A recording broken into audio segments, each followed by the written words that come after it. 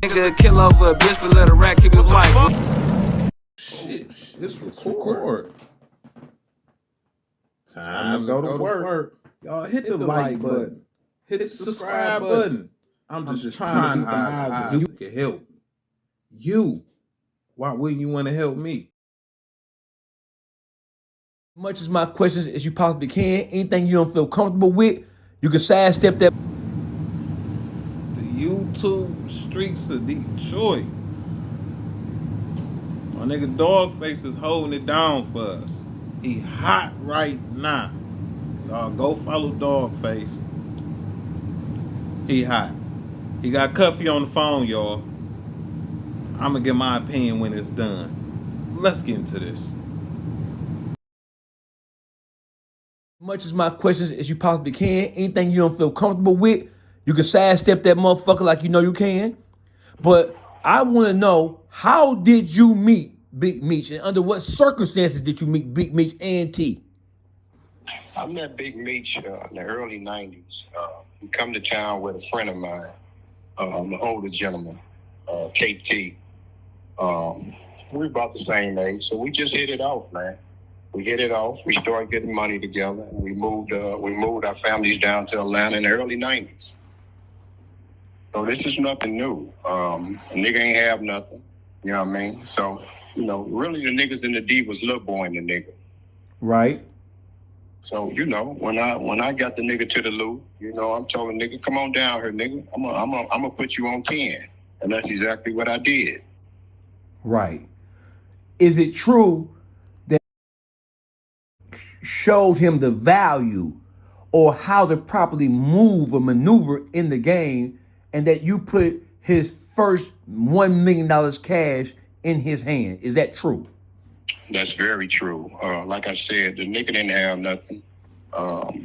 So like I said, I put his game on 10. I'm the first nigga to put $1 million in the nigga hand, and the nigga cried. And the nigga exact words were to me was, the niggas been holding them back in the D. That's a little known fact, because most people who are not from that era, they think that Big Meech left Detroit a millionaire already. They're under the impression that when he left because he had grew too big to be here. They don't understand that that's not what was happening. They don't understand that some of the bigger motherfuckers in Detroit were holding their nuts on Big Meech. So he migrated to the South because that was the best thing for him to do. No, Rick, the truth is, no, he was never that type of nigga in the D. His money didn't come out of the D. His bread came out of the loot, homie. And the real reason why the nigga ran down south is so that when he did get on, he didn't have to show that real love to them niggas, them PA niggas who held him down forever. Right. And that's another little known fact, because when they talk about Big Meech and T and BMF overall in Detroit, they always stay on Southwest. They never talk about the contribution that the Puritan Ave or the PA or the Yaya boys made in terms of initially holding him down, protecting him, and really kind of like helping him do what he do while he was in Detroit. Listen, homie, PA niggas was his muscle. These niggas from E-Course, homie. Let's be real about this. So them PA niggas was his muscle. So when a nigga really got on, the nigga ran off on them niggas for real. You feel me? Right. Nigga ran down south on them niggas. That's the truth. Right.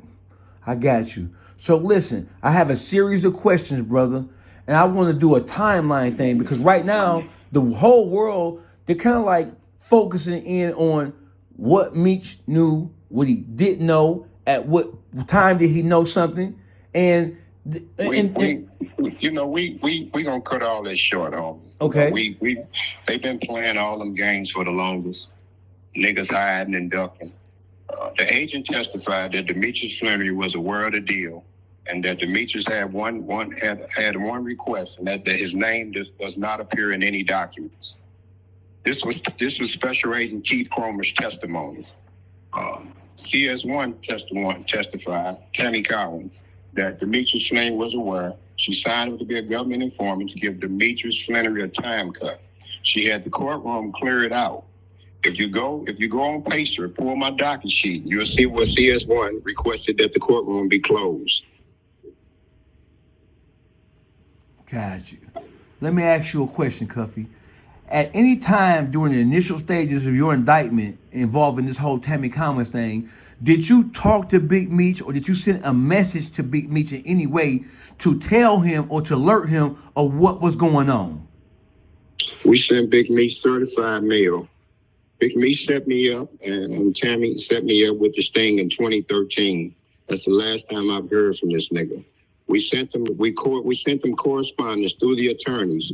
Ask him, is he aware that his name is in court sworn documents and sending me a truckload of cocaine? He never responded. We know he got the mail because we sent everything certified. I have not heard from this nigga of 32 years since they set me up in 2013. So all this time, a lot of us was thinking that Meech got big bread out of Detroit.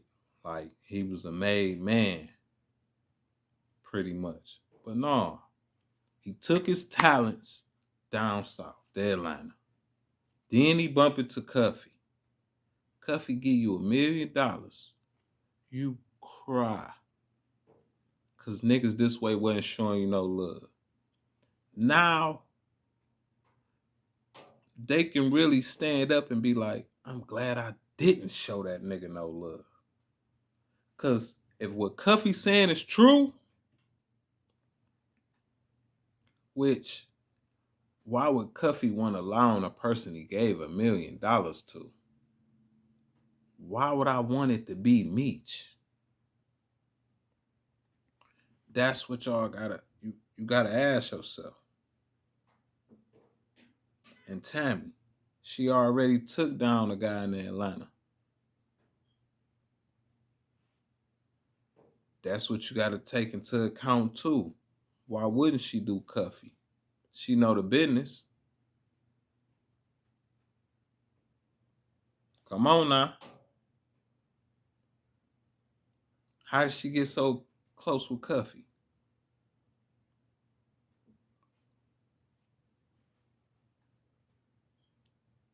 Who directed that?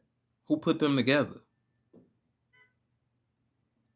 Why did he stop talking to Cuffy? They was talking all the way up until this nigga get busted. Nobody can reach Meech? Oh, okay. I'll be back with another one more thing. And to this day, he still ain't spoke on it or cleared it up with Cuffy. If he didn't do it, why not clear it up with Cuffy? If you didn't talk to nobody, you would have talked to Cuffy. You would have let him know and you would have gave him the rundown of everything you know of where shit possibly went wrong. And how, just like Blue Da Vinci did, and they got the business straight. Because like he said, it was a green light on me in St. Louis because they was thinking that I had something to do with that. And he cleared that up. And it got clear. So if you ain't do nothing, it's a way to get that business clear. But you ain't trying to clear that up. With a dude that gave you $1 million. Put you all the way in the game. Oh, okay. It don't take a rocket scientist. My computer be computing. 1 + 1 is 2. 2 + 2 is 4. Y'all know the business.